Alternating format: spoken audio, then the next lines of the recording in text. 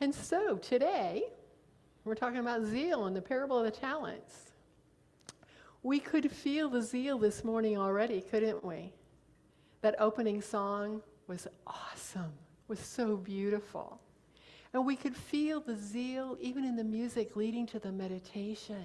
It was a gentle zeal, but there was still that enthusiasm and that beautiful message. And music does that for us. Music and art and exercise stokes that power of zeal within us. It lights the fire of enthusiasm within us, and it releases those awesome endorphins, those natural chemicals. I call them feel-good chemicals that actually lighten our mood, lifts our spirits. And so we can look at zeal in a couple different ways, okay? And before we delve into doing that, I want to share a story with you about synchronicity, about serendipity, God at work. We love it when those things happen to us, don't they? And this just happened to me about 2 weeks ago. So I've mentioned to you, I know in the past I've shared stories about Samantha Jones. Some of you actually were in a class with her, my online class last year. I think it was on self-care. Samantha was my office person when I was at Unity of Wichita, just like Carolyn is our office person here. And just like Carolyn, Samantha is very creative, very spiritual, very imaginative, and very brave to try different things. And just like with Carolyn, Samantha and I worked very closely together. We supported each other in that role. And after I left Unity of Wichita, when I was complete there, eventually Samantha moved into the role of being a co-spiritual leader with another member of the congregation, while she focused on taking her SEE, her spiritual education and enrichment classes, to apply for the ministerial path. Samantha was just accepted to the ministerial path and is now in the field licensing program to become a licensed ordained Unity minister. Yay! Absolutely. She's one of my favorite people in the world. And I was so honored and humbled that she reached out to me and asked me if I would support her during the time that she's going through the ministerial path, and I absolutely said yes. So we had our first Zoom meeting a couple weeks ago. And one of the things that she asked of me was that I critique one of her talks, maybe once a month, and give her some feedback. Because she was having the same problem that I had early on, where I would lead a meditation and then I'd say to the minister, how was that? And they'd be like, oh, that was great. Okay, that's not helpful. When we're really trying to critique, we want to know what we're doing well so we can do more of it, and we want to know maybe where we can improve. So I promised Samantha I would do that. And guess what the last talk she gave was on? It was on zeal. And I'm like, oh, this is awesome. Because not only can I fulfill the commitment of giving her feedback on her talk, but I might be able to pick up some words of wisdom, a different approach to the power of zeal to present here for you all. Because how many talks have we heard on the power of zeal and the parable of the talents? What, 10, 12? I mean, we do the parable of the talents every year. So I'm like, I'm looking for something fresh. And I want to give Samantha credit. She inspired me for our new approach, which you'll hear in the second part of our talk about the parable of the talents. Hers was on different scripture, but it didn't matter. It was the focus on the power of zeal and relating it to scripture. And I'm thrilled because I have a whole new appreciation of the parable of the talents, because there were parts of it that still gave me a little bit of trouble. And so, the power of zeal, what is it? It is that fire in us. It is that enthusiasm. It is that passion. We can think of it as a forest fire, okay? Think of it as a controlled burn that moves through the forest. It gets rid of all the dead trees and the leaves and the branches and the things that are laying on the ground.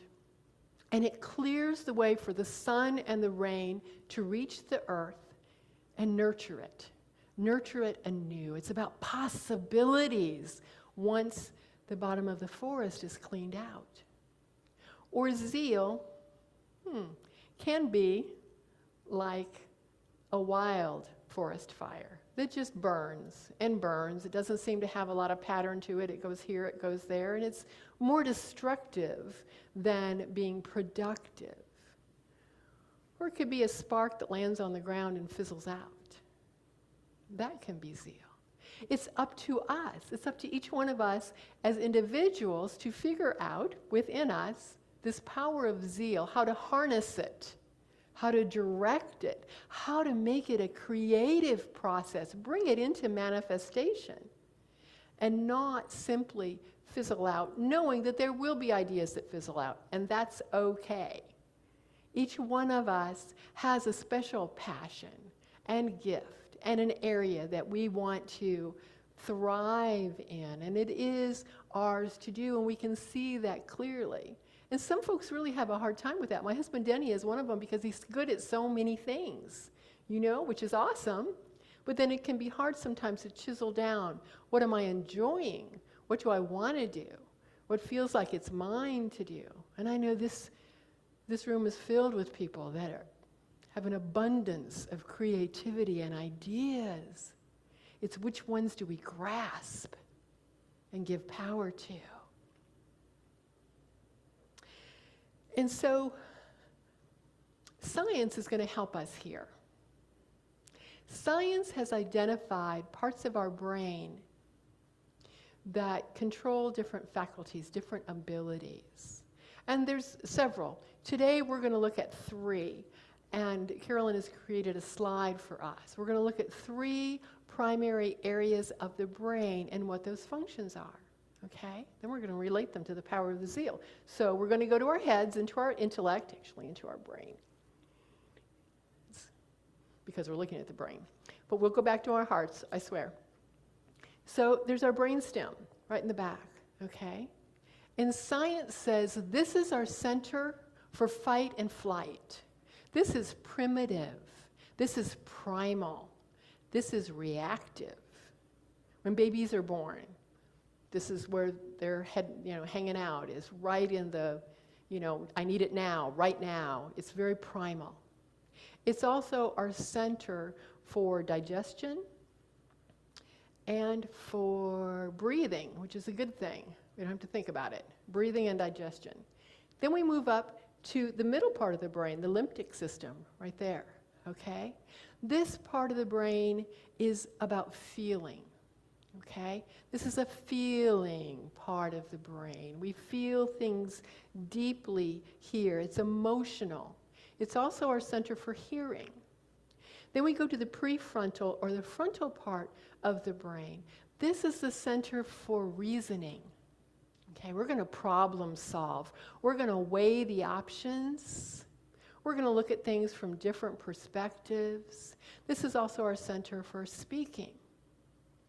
Now, this makes sense to us when we think of a time, maybe we were in an accident or something really intense happened to us that put us in that fight or flight part of our brain. And we realized we weren't even hearing what was going on around us. We didn't even have the ability to speak. No, because we were locked back here.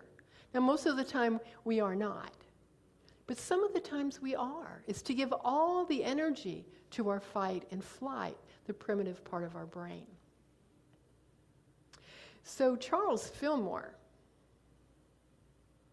was a great lover of science. And we know that he identified 12 powers. We talk about one of the powers all the time. Today is the power of zeal. He was a great lover of science, and he identified 4 of the powers being in our brain. And so we have another diagram here for you. Right here in the brain stem is the power of zeal and enthusiasm. Okay? He said this is where we stoke our fire right back here with ideas, with motivation. It's right back here. And then the middle part of our brain is our power of faith in our feeling part. This is where we are centered and grounded. We know what we know, but we don't need to know why. We have faith. And then the front part of our brain are the powers of understanding and will. Now, the power of understanding is our power to look at different options, to weigh things, to see things from a different perspective, to look at things from different angles. You know, we make those lists, pros and cons. That's what our power of understanding is doing. And then our power of will chooses, makes a choice. So we can see that the power of zeal can move us to our faith in unlimited possibilities, to understanding, how might this work? Will this work for me? Is this for me to do? Choosing and then bringing it into manifestation. So I love these diagrams. It's a different way of looking at the power of zeal. Now, without moving into faith, understanding, and will, our steps are not guided. We don't have a blueprint. And this is where the power of zeal can then fizzle. The idea just goes away. We haven't moved through the process of going, how might this work? Looking at different options, talking to people, finding different resources. So you can see where the undeveloped, or I don't even want to say undeveloped, because not everything is ours to do all the time, but where some ideas will just go. They no longer are a part of our passion. For we are all of one mind. So when there is an idea, you are not the only one coming up with that idea. That idea is of one mind, right? So it's in the, let's say it's in the ethers, and it's dropping down on every person who is open potentially to that specific idea, who has a passion that's related to that idea. And so what's something that you are passionate about, fully, completely, without restraint? Many of you, I know, are very passionate about your pet companions, your dog or your cat or your something. Just learned Marianne has 2 new pet companions. Yes. So this is something that we have enthusiasm about. Someone says, hey, Rev D, I think you should get a cat. Or maybe I see a video of rescue, and they're promoting the adoption of cats, and that gets planted right back here in my zeal, and I think to myself, I love animals.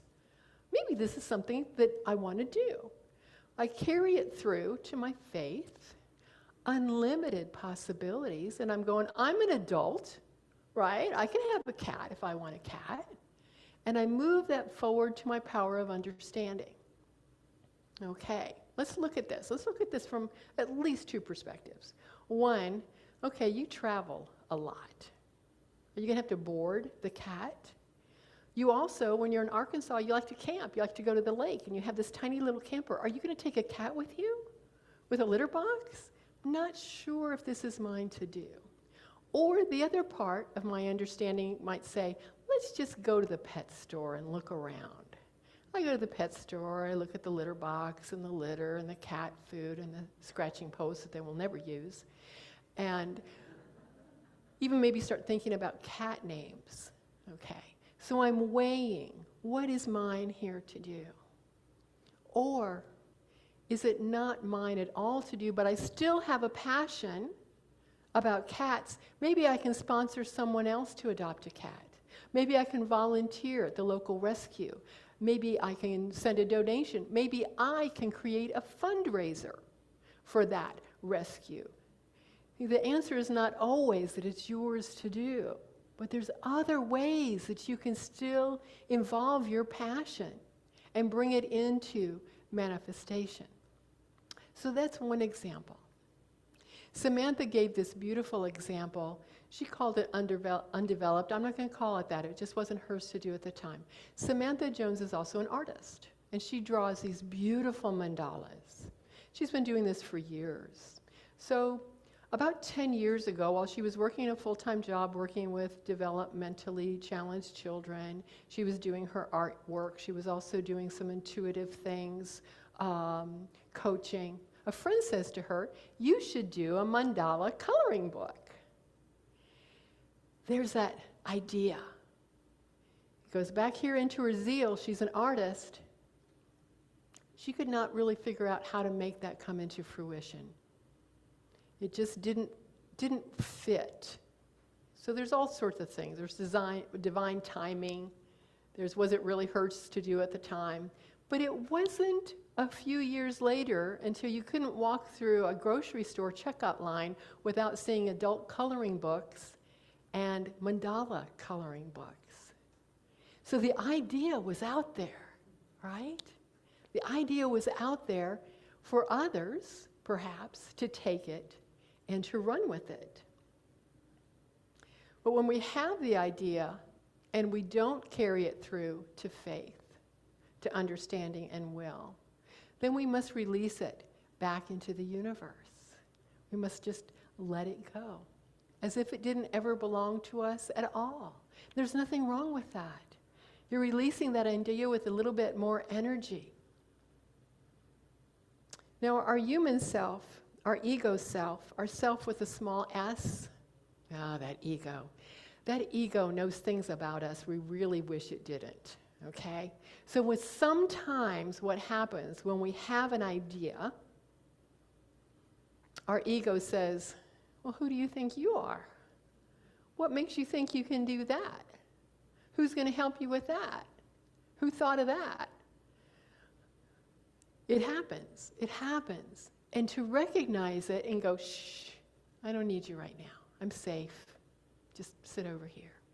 When I think back when I first heard about the prayer chaplain program about 20 years ago, I am so happy, and I don't understand all the reasons behind it, and that's okay. I'm so happy that I did not let my ego get in my way, because my ego would have said, what makes you think you can pray aloud? You've been doing a lot of that lately? Well, I happen to know you haven't. Or what's your prayer practice like? Really? You think you're going to be a prayer chaplain? It could have gone crazy on me. Like I said, our ego knows things about us we really wish it didn't. But we are in control. We're the ones in control. We can use the powers, our powers of zeal, faith, understanding, will, wisdom, love, all of our powers to decide to do for ourselves without being bullied by a part of us that's really just wants to keep us safe. That's what our ego does, wants to keep us safe and sees threats everywhere. And we can let our ego know that we don't need it right now. Just step back. Because we can fall into fear. And fear is nothing more than false evidence appearing real. False evidence appearing real. It feels real. Those fears, oh my goodness, they can grip us. They can keep us awake at night. We decide. Our larger S takes charge and makes those decisions. So how does this power of zeal relate to the parable of the talents?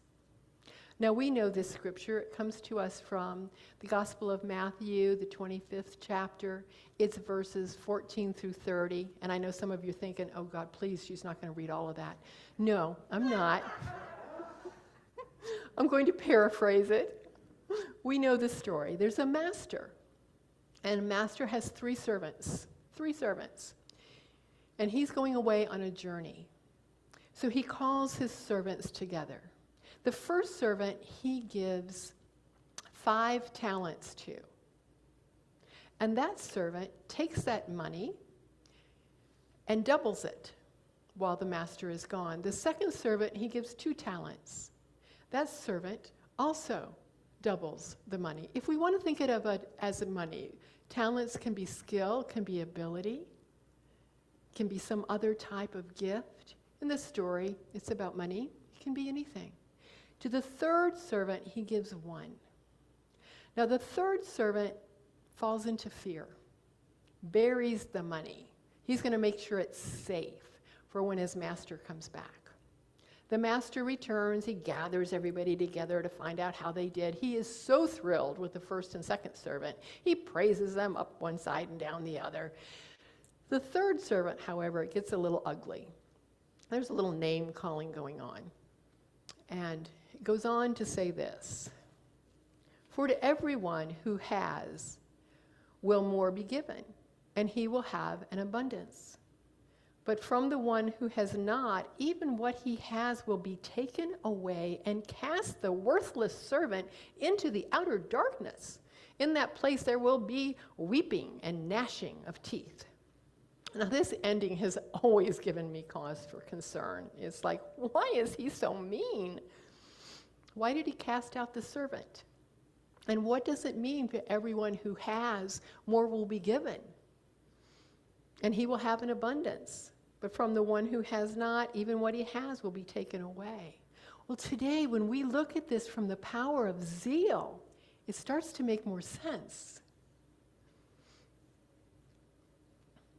Because we can see how the first and the second servants took their enthusiasm, their idea, their zeal, they took it up through faith into unlimited possibilities, into understanding. They looked at different ways that perhaps they could profit the money for their master, into will, into manifestation. Whatever it was, they brought it into the manifest world.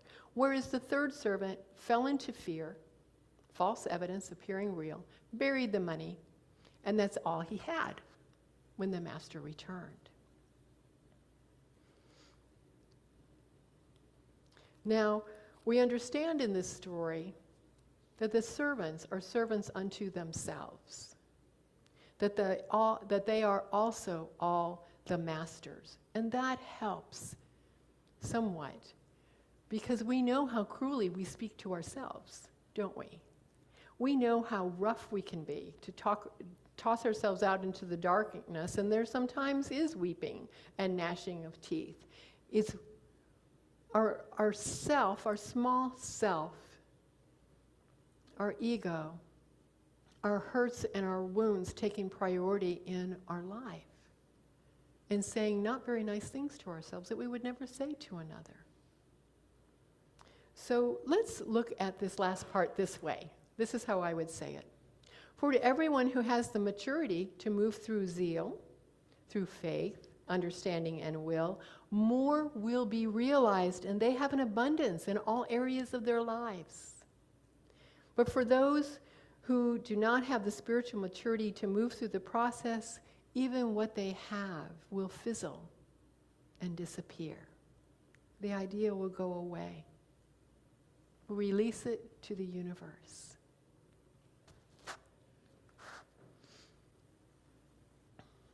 What are you passionate about? Today is our kickoff for our Parable of the Talents program. And for those of you that maybe didn't participate last year, you're new to us, let me explain how this process works. You find something that you are passionate about. We have flyers, you don't have to take notes. You find something that you are passionate about that you can turn into a product, a service, an experience that we can use as a fun and fundraiser at our Parable of the Talent sale, which is December 18th. So you think about this divine idea. What am I going to do this year? You decide what seed money you might need. You know, what investment do you have to put into it? $10, $20, $30, whatever it might be. And our bankers this year are Deborah Butler and Janet Smith right there. They are our Parable of the Talent bankers. You just go to them and tell them what you need.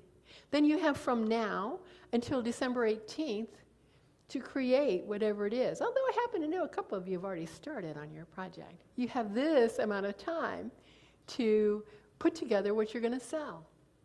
And then there's instructions for what to do on the day of the sale. You also want to save your money because you will be amazed at the creativity of products and services and experiences that are going to be offered at this sale that you're going to want to buy. It's a wonderful program. It's a wonderful and we have so much fun with it. So now we are going to seed our power of the zeal. If you'd please stand if you are able. Place your hand on your center of zeal right there behind your neck. Feel that. Maybe rub it a little bit. You've been sitting for a while. Rub that a little bit. Okay. This is where zeal originates. Invite the power of faith. Know, absolutely know, that you have the ability to move through understanding and will in any instance that you wish to take an idea forward. To bring that zeal into action. And now repeat after me. I am alive. I am whole. I am unique and unrepeatable. I am filled with the power of zeal. I am filled with the power of zeal. Once more, I am filled with the power of zeal. And so you are. I see it and I believe it. And so it is, my friends. God bless you.